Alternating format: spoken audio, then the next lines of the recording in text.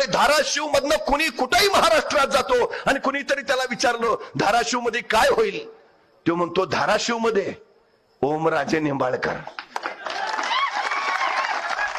आता फक्त किती न एवढंच निकालात बघायचं आहे. काळा भुईच्या भेटीला इमानदार आहे, संघर्ष माझ्या रक्तात आहे, तसला डॉक्टर पाटील गार करून आलोय मी. कोणी कुठं जरी गेलं तरी ओमराजे निष्ठेशी तडजोड करणार नाही.